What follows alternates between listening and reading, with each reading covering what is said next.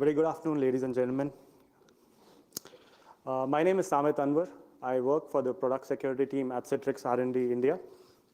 And today I'm going to talk about a tool that I've been working on. It's called Androsia. Now, this tool is basically a static code analyzer. And to be more specific, it performs the data flow analysis over your Android application's code to figure out all the object allocations that are happening in your application code.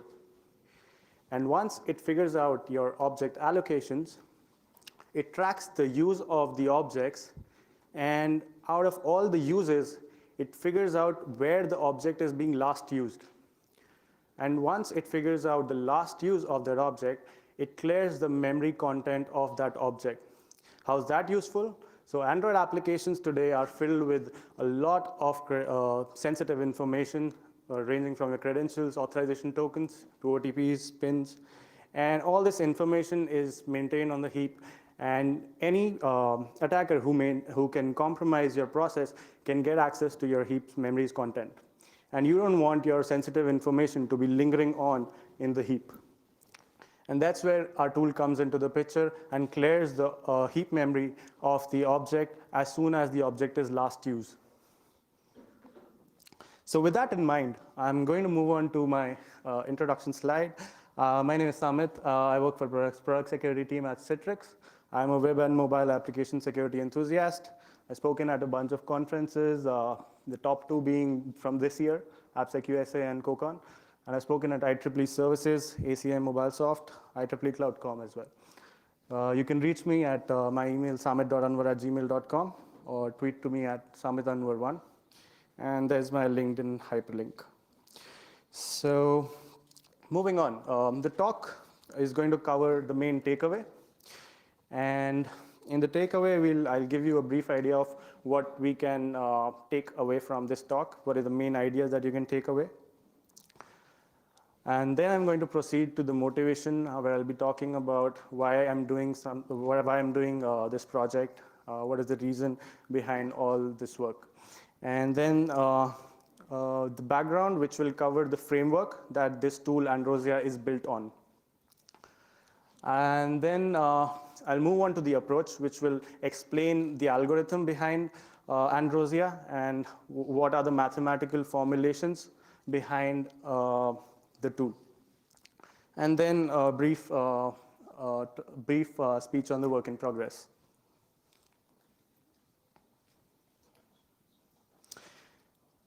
Coming to the takeaway, let me explain this with the help of a diagram.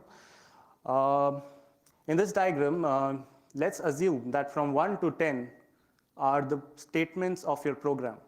It's just a single flow of the program, and I've labeled the statements 1 to 10. And there is a definition of a variable x at the third statement. Now here, x is being initialized with an object, okay? And what you can see here is that before statement number 3, x has never been defined. So since it has not been defined, we can say that it is dead before statement number 3. But at 3, it is being defined and then subsequently being used at statement number 5. So throughout the span between statement number 3 to 5, we can say that the variable x is live. And then at statement number 7, the variable x is being redefined, maybe with another initialization of an object. So between 5 and 7, there is no use of the variable x. So we can say that variable x is dead between 5 and 7. However, it becomes live again at 7 when it gets redefined, and then it is subsequently used at statement number 8. So we can say that between 7 and 8, the variable is live again. And beyond 8, there is no definition or use of the variable x again, so it's dead beyond statement number 8. So this is how we compute the liveness status of a variable. And how is that helpful is to decide when to clear the memory contents of the object. So how do you determine the last use of objects? So basically in this flow, statement number 5 and statement number 8 are the last use of objects being referred to by variable x. We want to determine the last usage, like point number 5 and 8, across the whole program, not just only one flow or within a method, but across the entire program. And how do we achieve that? We achieve that by using a summary-based interprocedural data flow analysis. So there are a few key terms here. One is that we're performing a data flow analysis. So how data flow analysis differs, data flow analysis can be considered as a specific case of static flow analysis, wherein every statement has some data flow facts to contribute to your analysis. And these data flow facts propagate across from one statement to the other in a backward or forward direction, giving you some analysis results for every method. And once you get the analysis results for a specific method, you're going to store it in the form of a summary. So summary tells you the analysis results from a specific method. Every method has its own summary. And how it is interprocedural is that you're going to use this summary across the entire program whenever that particular method for which you've computed the summary is called. So whenever, let's say you've computed a summary for foo method and foo is being called from bar, then you're going to reuse the summary you computed for foo inside bar method and propagate data flow facts inside the bar method. We'll get to examples. I know I'm just talking in thin air right now, but we'll get to concrete examples on this. But this was just to give you a fair idea about what we are up for. So after we have determined the last uses of those objects, we go ahead and clean the memory contents. We set the values of those objects to their default values.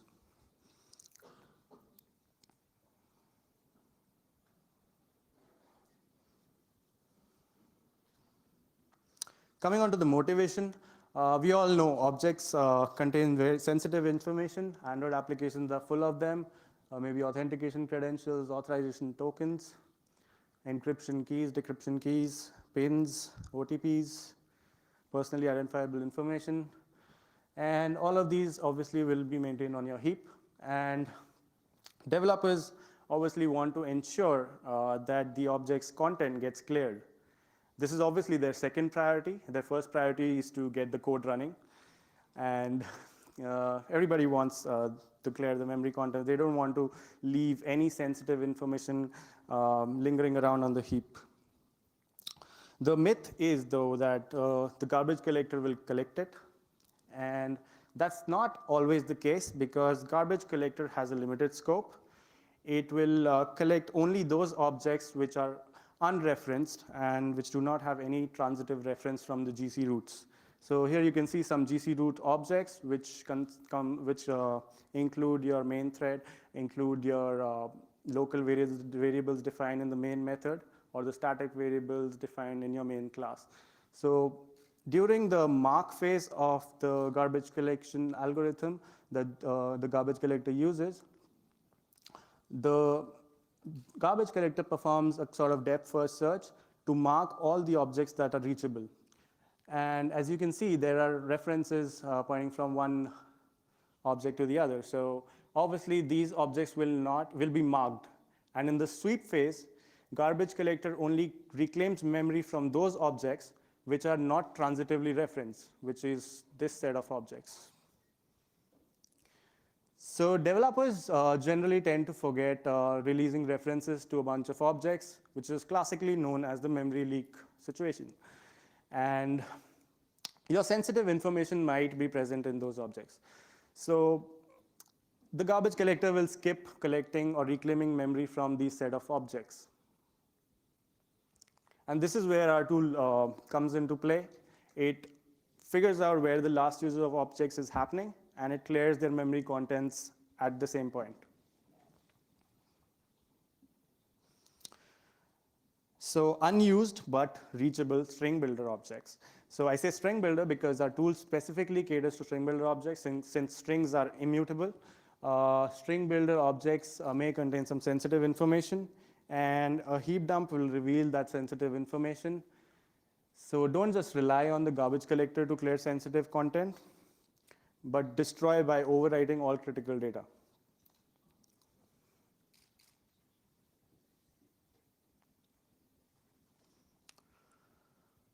So it's not like Java does not provide APIs to destroy sensitive information. They do.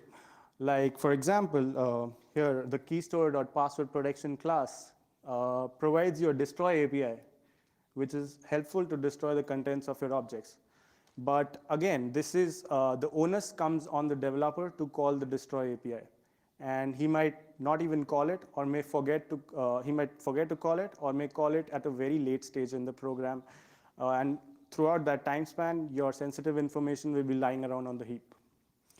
So we want to automate this process of clearing the memory contents of sensitive information as soon as they're last used.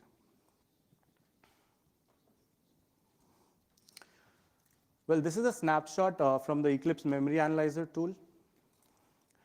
This is a snapshot of the heap dump taken before instrumentation of our code in the application. So you can see that a static field reference called static secret here is containing the password of the user. And once we run our analysis and instrument the code to clear the memory content of the static field reference, you're going to see that there's no password found at the same point of time in the program.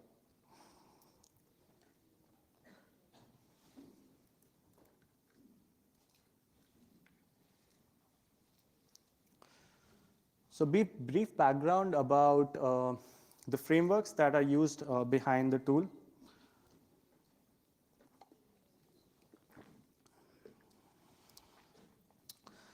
So mainly, it's a framework called Suit. The Suit is a framework specifically available for Java bytecode analysis, and it helps to develop analysis, static code analysis for your Java and Dalvik bytecode. So Suit provides 3 address code representation of the code. What that means is that at one end you have high-level Java language code, and at the other end you have Java bytecode. So Java high-level language can have nested structure and it can be very complicated at times. So it doesn't make sense to do your analysis on the high-level code. Whereas on the other hand, bytecode can have 200 odd different kind of opcodes. And it can get very difficult for tracking what is happening, especially when it comes to Dalvik bytecode. You have a register-based framework, and you do not have any type information of the variables as well. It wouldn't tell you whether the register's value is an integer or a float or string, whatever. But Jimple is an intermediate representation, and it is a mix of Java and it is simple, so it's called Jimple. So Jimple 3-address code looks like this. Here you can see that every statement has a maximum of 3 operands. If you consider the if clause, there's R1, there's null, and then there is label 0. So at the max, you'll have 3 operands in one line of code. And the structure is very flat, unlike Java. There is no nested structure. So that makes it simple for the analysis to run on.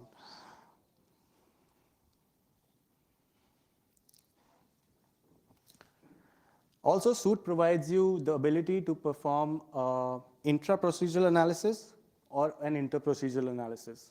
By intra-procedural, I mean that the analysis happens only within the method. And by inter-procedural, I mean the analysis passes on the results computed for a specific method to other methods as well, so that you can get results from the entire program, but not just one single method. Until recently, Suit was missing a Dalvik to Jimple transformation module or a disassembler. But then there was Dexpler, and we could have Dalvik code converted to Jimple intermediate representation here. Earlier, we had only support for Java. Now we have support for Dalvik as well. And then we can perform the analysis on the intermediate representation, and then package the application again and give it to the user.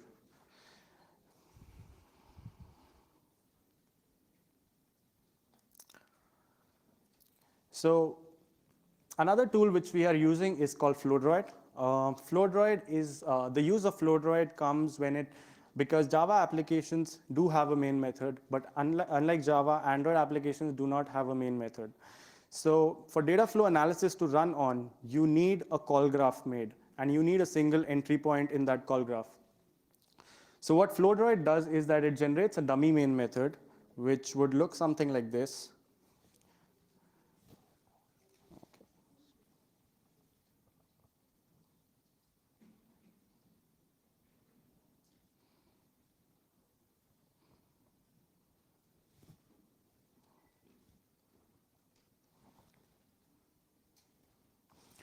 So here there's a dummy main method, which is calling the other callback methods like onCreateView or onCreate of your Android application.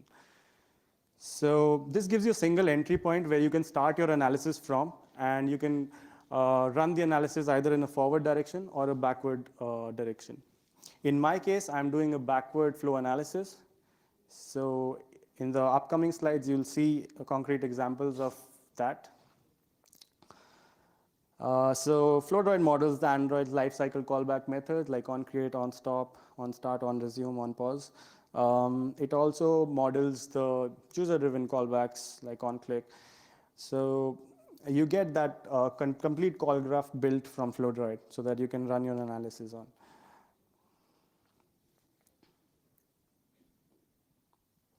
Now to explain how, okay, this is.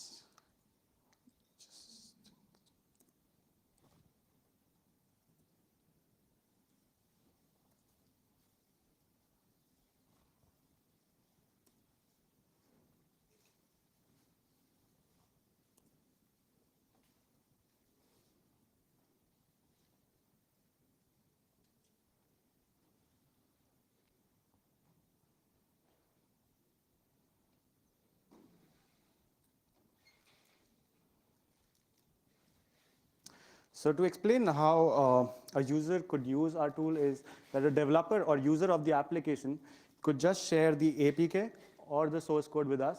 We'll unpack the APK into Dalvik bytecode, convert the Dalvik bytecode into Jimple code, and then do the analysis on the Jimple code and instrument our code optionally if the user wants it, or we can just inform him of the results and then convert it back to Dalvik bytecode, package and resign the application and send it back to the user or developer.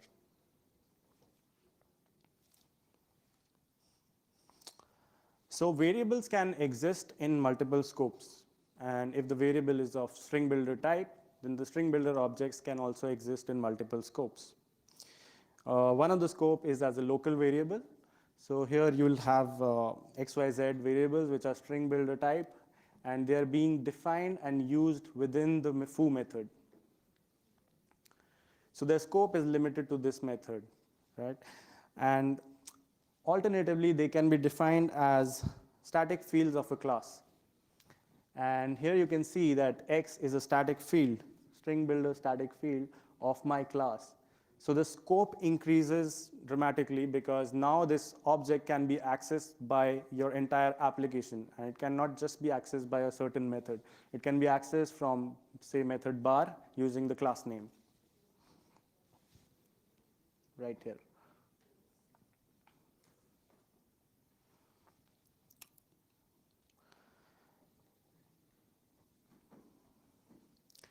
It could also exist as an instance field of the class. Like here I have a private access modifier specified for the variable X, and the scope of X is now limited to the scope of the object of my class. Whenever we are not using the object of my class, then we can't even use the string builder reference variable X. So the scope is limited to the class which is encapsulating the string builder instance field.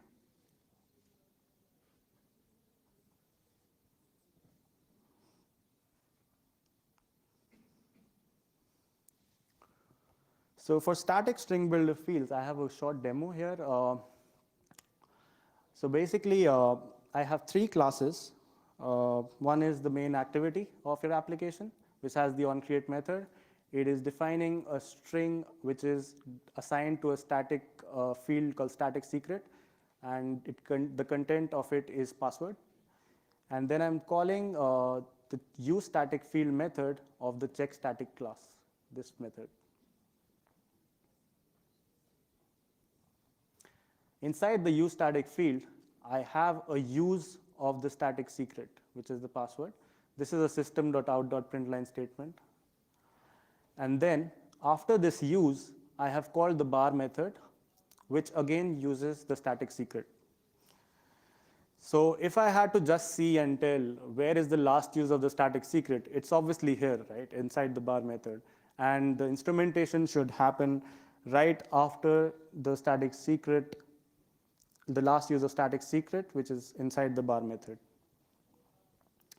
But it's not always this simple. You can have loops as well. Since it's a static field, and if you have a loop around this statement, then you can't reset this field inside the loop, because then again in the next iteration of the loop, you will be using the resetted value instead of the original value, and that will disrupt the logic of your application. So the tool is smart enough to detect loops, recursions, and here's a quick demo of that, which is going out of the screen. Let me just get that back.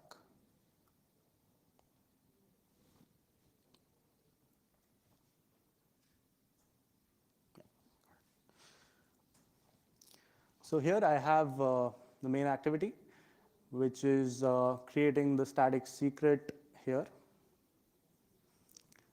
And then I am calling the useStatic field method inside the checkStatic class.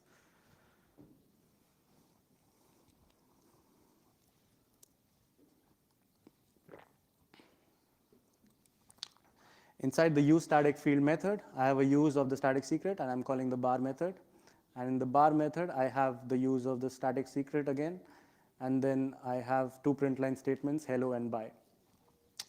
So right now, I have commented out the loops, and the instrumentation should happen right after the print statement for static secret inside the bar method. So let's just run Androsia on the program. So this is the dummy main method that Suit generates for you. Actually, FlowDroid generates for you. And right now, the output of my tool is set to Jimple because I wanted to show you the code. Otherwise, we can set it to Dex, which will give you an APK as an output.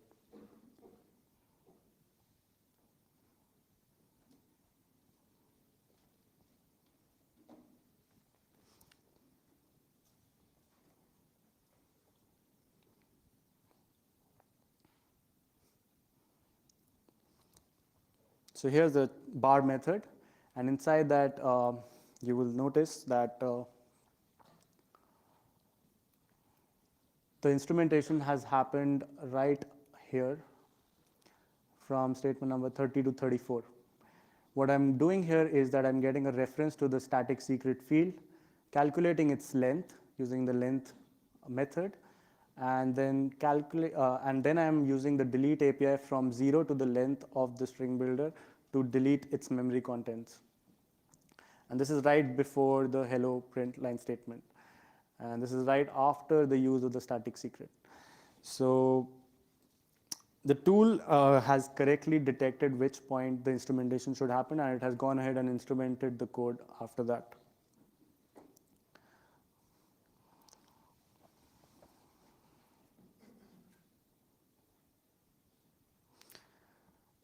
Now I'm going to change my program slightly. I'm going to uncomment the loops. I'm going to uncomment this loop specifically, which has the condition I less than 50. And what you're going to see is that the instrumentation point will change from the next statement after this line, and it will go out of the loop to line number 24 somewhere here, just before the print line statement for bye.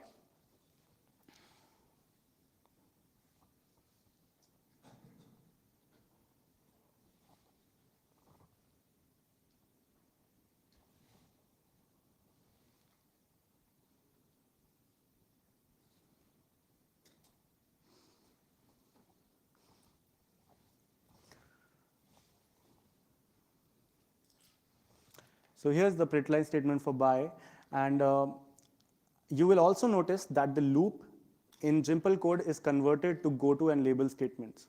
It's an if clause where the condition is specified, I not less than 50, and the loop's body goes under a label called label 2. And then if the condition is not true, you will exit the loop and reach here. So this is where the code has been instrumented, and this is right before the statement, print line statement for buy. That is which is the correct point where the instrumentation should have happened. And from line number 29 to 33, you can see the instrumented code.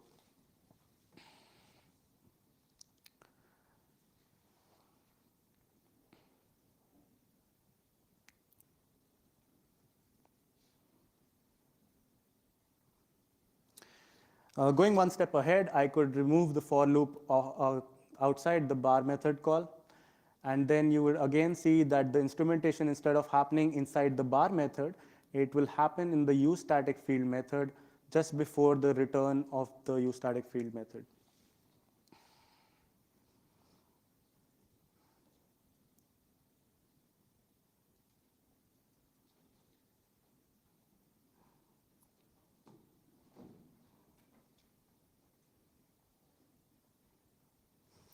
So as you can see, just before the return statement, I have the instrumented code from line number 72, 73 to line number 77.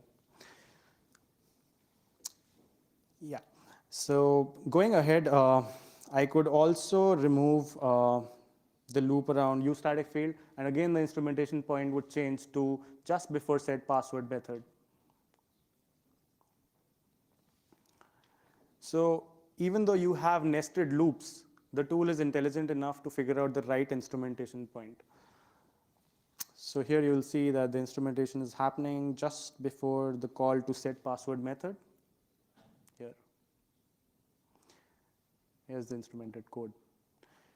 And I can also add a use of this static secret at the end, like I'm doing right now. And the instrumentation point will not remain the same. It will again change to the return statement out just in the onCreate method. So you'll have the return statement in the onCreate method, and the code instrumentation will happen after the last use, because I've added a last use right at the end of the onCreate method.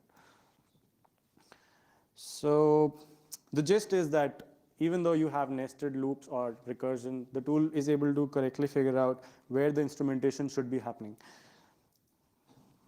And it does not conflict with the logic of your program.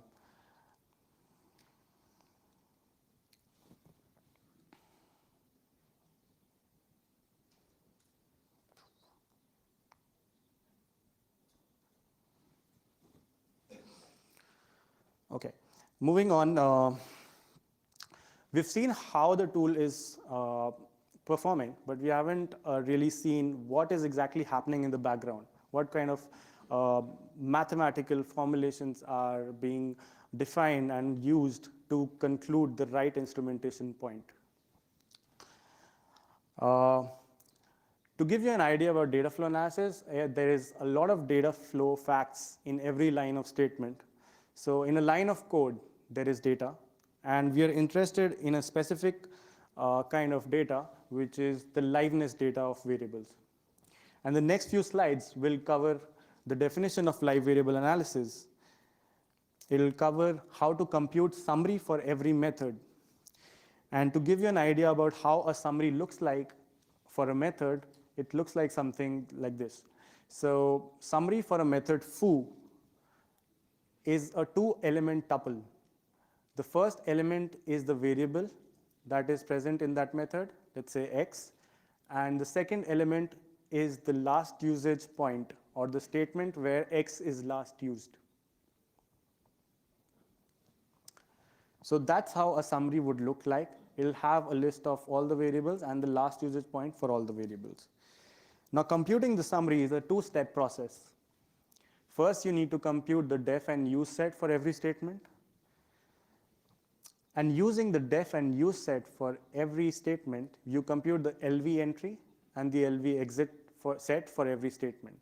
Def and use stand for definition and use sets.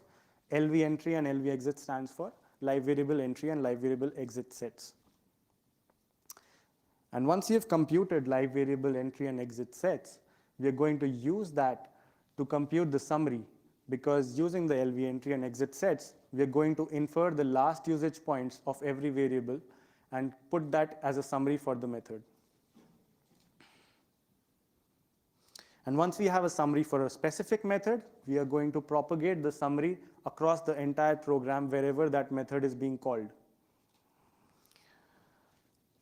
Let's go through these steps one by one.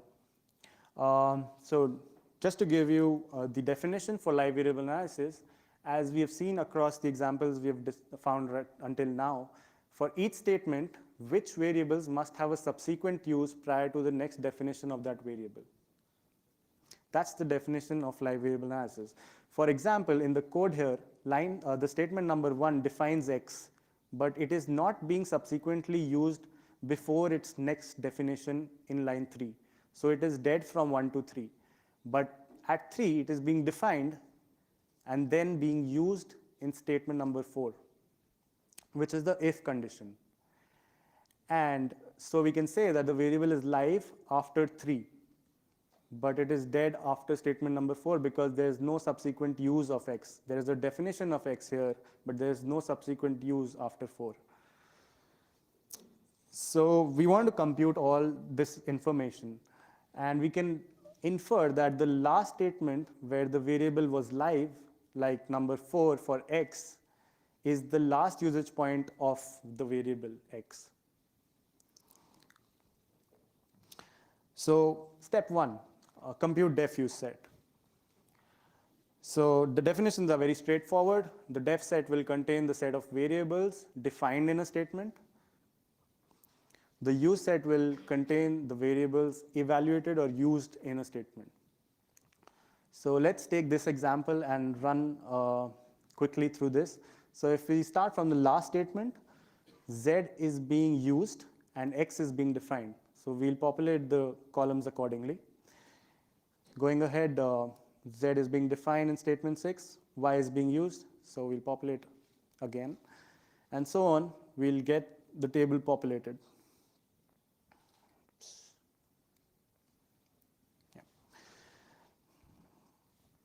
So now we have computed the def and use set. Now we can proceed to step 2.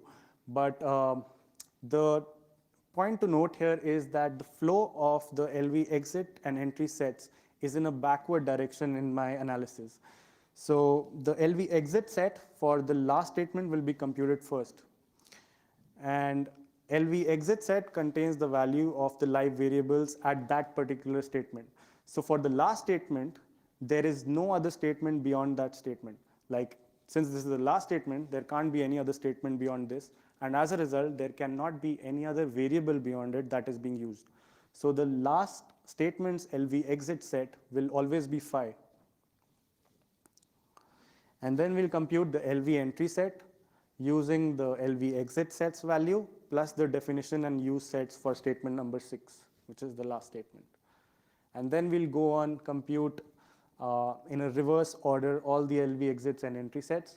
And once we hit a branch condition, we need to merge the two sets. And the merge operator that we are going to use is union. So the union of LV entry of 3 and LV entry of 4 will form the LV exit of 2.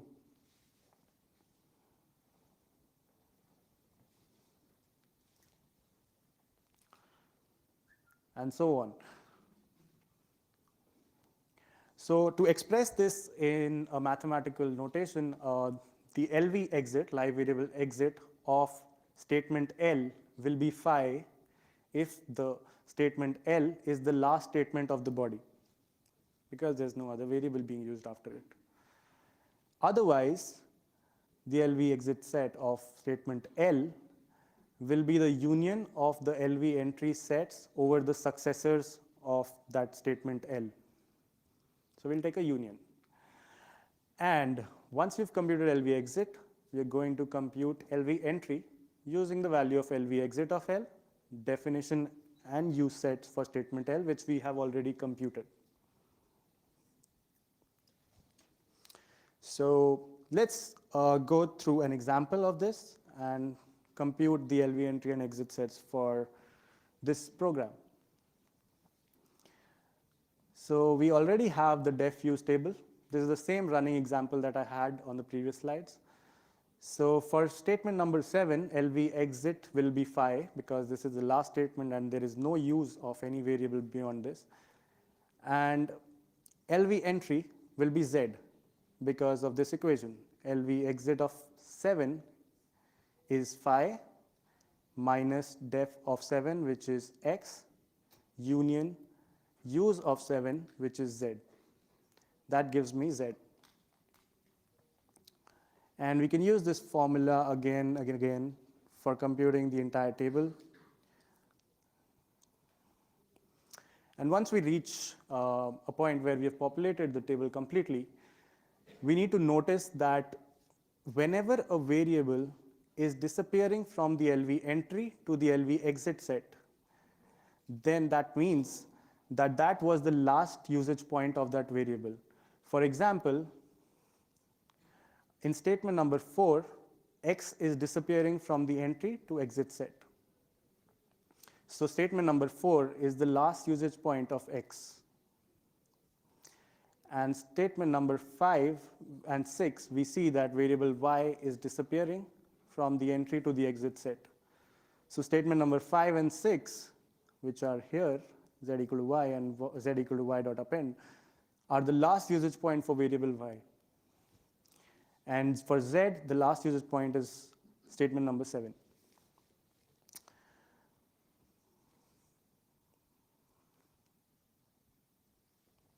And we store all of this information that we now know about the method foo as a summary for foo. So the summary will tell me that x was used last in statement number 4. Y was used last in statement number 5 and 6. So we'll store that as a summary for this method so that we need not compute it again and again whenever the method foo is called from anywhere in your application. Now we could have a situation like this, wherein foo method is calling bar at statement number A3 and bar is calling baz at B3, and baz and bar have a use of static field reference at C4 and B5 respectively. Now, so the summaries are computed in a reverse topological order of method execution.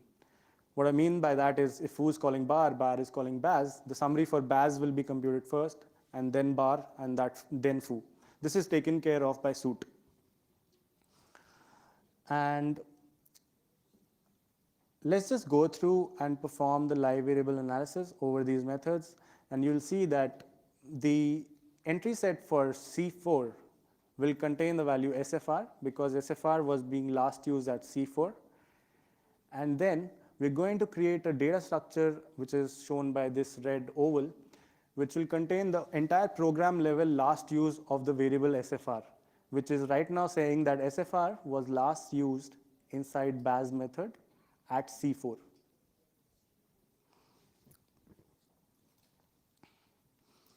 When we move ahead and reach the bar method, we see that SFR is being used at B5, so LV entry will contain SFR B5. LV entry of B5 will be SFR B5. And when we reach a point where baz method is being called, we need to decide, we will have the summary for baz method and we'll have the entry exit set for B3. So we need to decide whether to choose this last usage point or this last usage point. So since we can clearly see that LV exit of B3 is already populated with SFR B5, that means SFR is being used at B5, which comes ahead in the program as compared to C4, because C4 is in the baz method, which is called at B3. So we can remove this value and replace that with bar SFR B5, which is this point here. So this update has made it clear that the last use of SFR is at B5 and not at C4, and the B5 statement is in bar method. Moving on, this analysis runs backward again for foo method, and when we reach a point where we have computed LV exit for A3, we see that it is phi, and we pull in the summary for bar method since it's being called here. But this time, we see that the LV exit of A3 is 5. So we need not update this data structure at all. And this will tell us that the last use of SFR was actually in bar method at B5 statement. So this is how the tool is computing the last variables, the last usage of the variable SFR. Summarizing, we've already learned what is the definition of live variable analysis. We've computed the summary for method, and we have taken the two-step process to compute that summary. And finally, we've used that summary across all the other methods that were calling the method that we computed the summary for.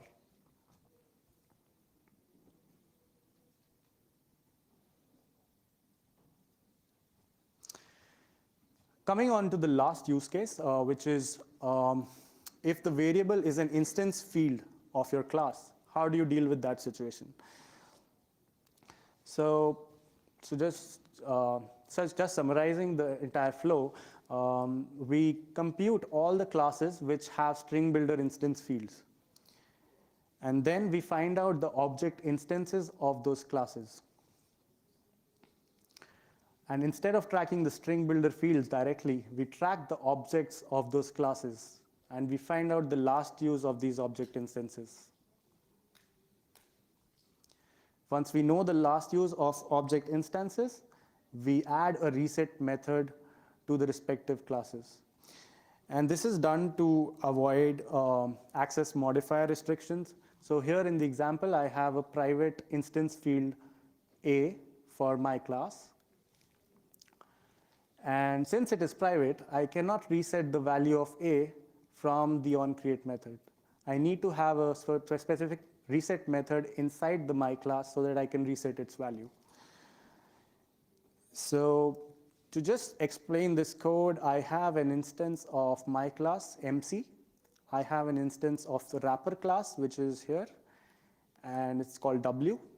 And then I call the method callW, which is a wrapper function around the set method. So I'm calling the set method on the object instance of my class and passing on the secret string. And that the set A method is just setting the value of the secret string to the variable A. Yeah, so just let's run through the steps that we discussed on the last slide. Number one, mark all classes which are string builder instance fields. So we've marked my class. We find the object instances of my class, MC. We track it for its last use, which is in this statement. And now we're going to instrument the code. And the instrumented code looks something like this. We are instrumenting the reset method. And this is the call to the reset method, and the actual reset method is defined in the my class. So quickly, I'll jump to the demo now.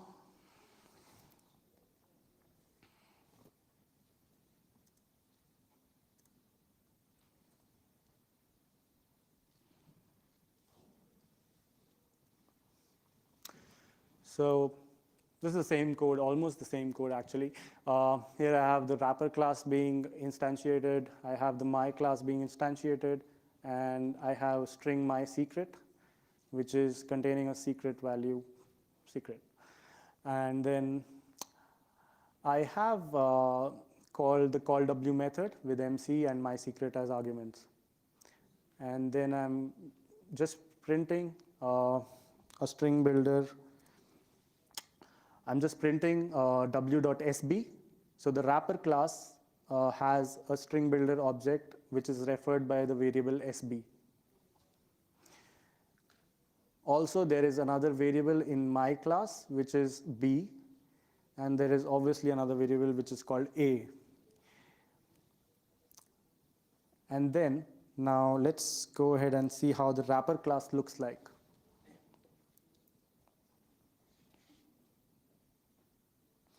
So this is the wrapper class.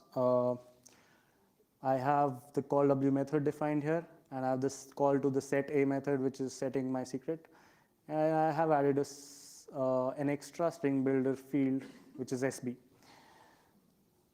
And there is a password inside SB as well.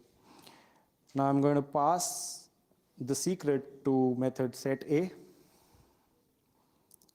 And inside set A of my class, the set A is basically a setter function, which is going to set the value of my secret to variable which is private, and it is called A. And I also have a string builder B, which is public. I'm going to set that value as well.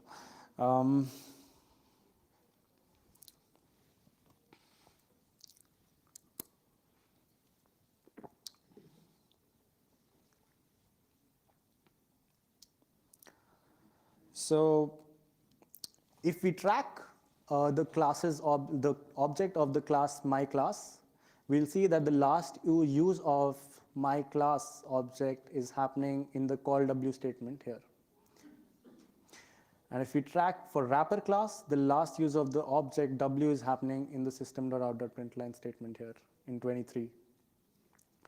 So the code that gets instrumented for resetting the instance fields of my class should happen after line number 21, after the call to call W. And the instrumentation for code to reset SB string builder instance field for wrapper class should happen at line number 24, just after the println statement for w.sb.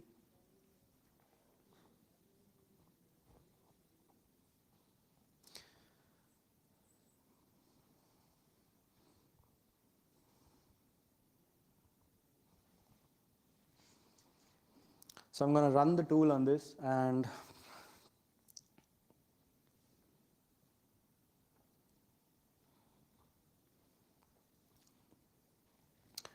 what you'll notice here is that here is the call to call W method at line number 46.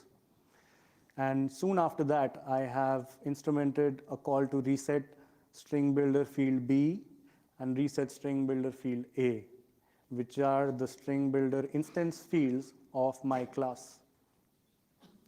Since my class was last being used in call W method's argument, which is R2, the instrumentation has happened at the right point, and I'm going to define the reset methods inside the respective class, which is my class.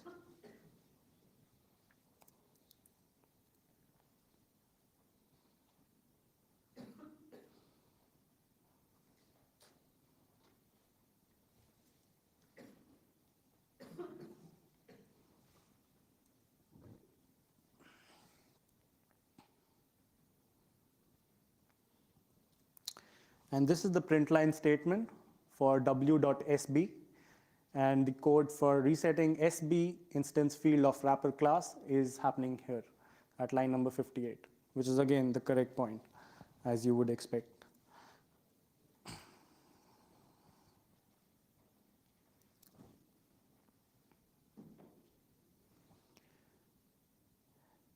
And just to show you how the reset methods are defined, this is the reset method for string builder instance field SB. And it's basically, again, doing the same thing, where it's finding out the length of the string builder and calling a delete API over the entire length of that string builder object. And this is exactly how the string builder reset methods for string builder A and B would look like.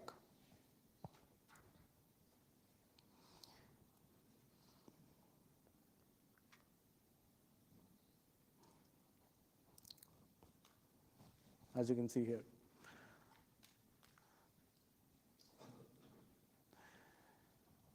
So we've added a separate method called reset SB underscore the variable name to every class, so that we can avoid the exception of calling a private field from outside that class, so that the access modifier restrictions could be overcome.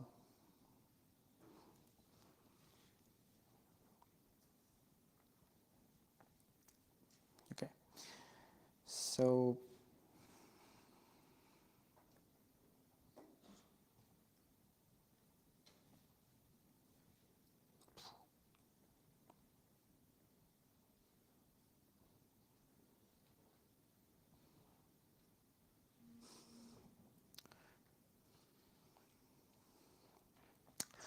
talking about the work in progress, we have a test suite development going on in process, and we are also adding the tool to the CI/CD pipeline. And the documentation and code for this tool will be available on my GitHub repository, which is here. And this is private as of now because it's going through the legal process of Citrix and will be soon made public. So you can you can note this down, and you can just contact me about the status of when it is going to be public. I hope it gets through soon. Of course, there's a lot of research work around how data flow analysis works and how you can propagate data flow facts across your entire code base. And some of important links are here if you want to get started with it. And there are a few good research papers around this as well. So with that, I'm going to leave you here. And thank you for listening to me. I would be happy to hear some